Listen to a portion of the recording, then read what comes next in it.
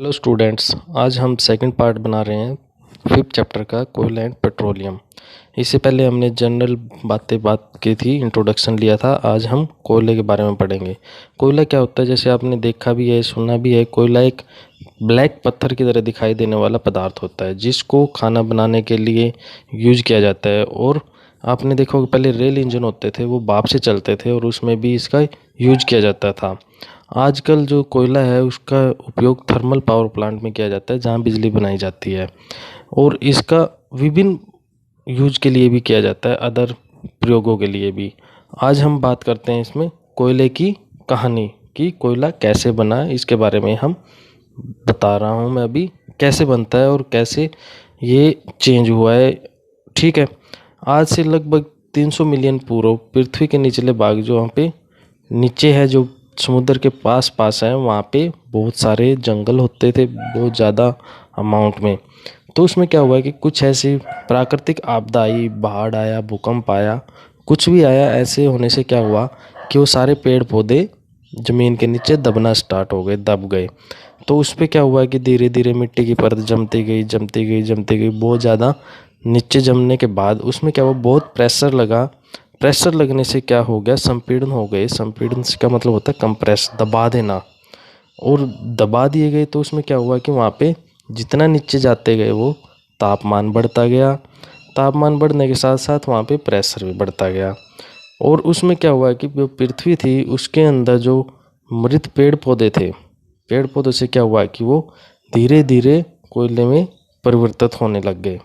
अब परिवर्तित होने लग गए तो उसमें क्या हुआ कि जो परिवर्तन होने का प्रक्रम है, कोयला बनने का प्रक्रम है, उसको बोला जाता है कार्बनीकरण।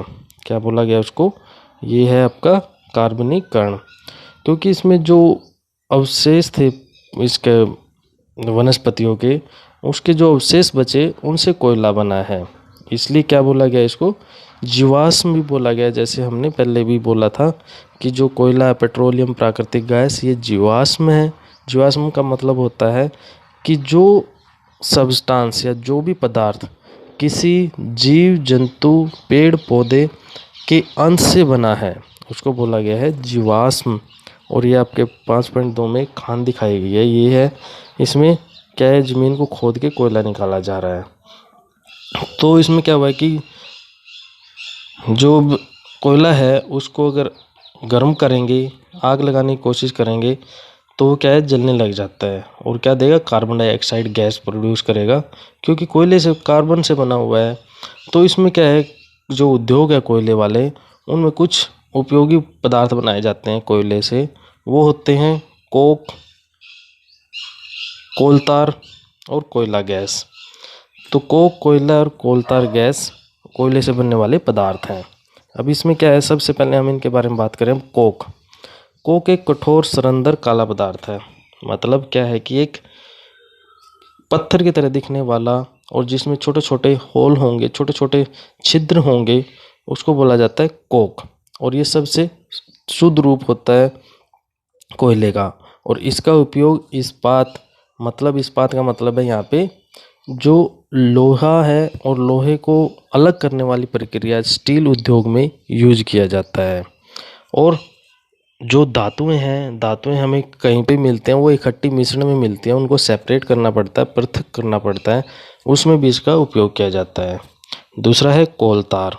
कोलतार एक क्या है, तारकोल देखा है, सड़कें बनती हैं, उसको बोला जाता है कोलतार। ये काले रंग का गाढ़ा द्रव होता है और इसमें बहुत सारे अलग अलग मिश्रण होता है पदार्थों का, और इसके भी अलग अलग रूप में प्रयोग किया जाता है, जैसे संश्लित रंग, विस्फोटक, सुगंध, प्लास्टिक, फोटोग्राफिक सामग्री, छत निर्माण का कार्य अलग अलग होता है। अब इसमें क्या है कि जो नेफ्थलीन है, वो इसको मच्छरों को भगाने के लिए, आपने देखा होगा कपड़ों में डाल देते हैं, नेफ्थलीन की गोलियां वाइट वाइट कलर की होती हैं, उससे क्या होता है, मच्छर भी भाग जाते हैं। ये भी कोलतार से बनती है। और जो सड़कें बनाते हैं आजकल, वो कोलतार से ही बनाई जाती हैं। तीसरा है उसमें कोयला गैस।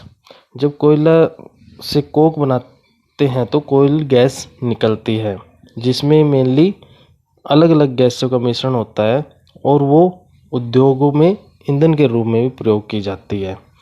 ठीक है, आज इतना ही।